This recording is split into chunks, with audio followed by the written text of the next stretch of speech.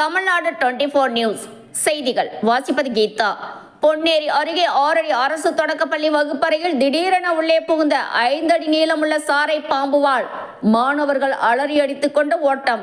தகவல் அறிந்து வந்த மாணவர்களின் பெற்றோர்கள் பள்ளியை முற்றுகையிட்டு போராட்டத்தில் ஈடுபட்டதால் பரபரப்பு.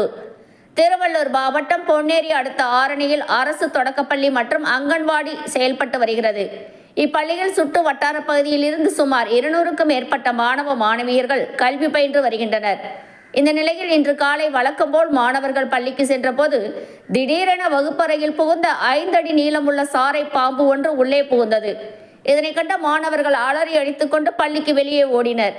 இது குறித்து தகவல் அறிந்து வந்த மாணவர்களின் பெற்றோர்கள் சுமார் 50க்கும் மேற்பட்டோர் பள்ளியை முற்றுகையிட்டு போராட்டத்தில் ஈடுபட்டதால் அப்பகுதியில் பெரும் பரபரப்பு ஏற்பட்டது.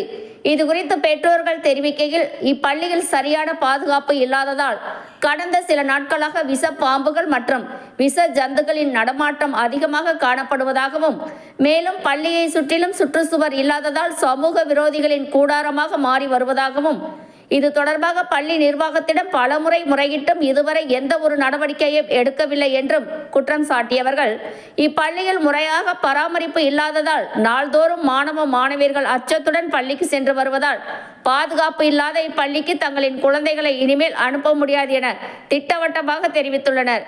கடந்த வாரம் இதே பள்ளியில் விஷப்பாம்பு ஒன்று வகுப்பறை உள்ளே புகுந்தது குறிப்பிடத்தக்கது.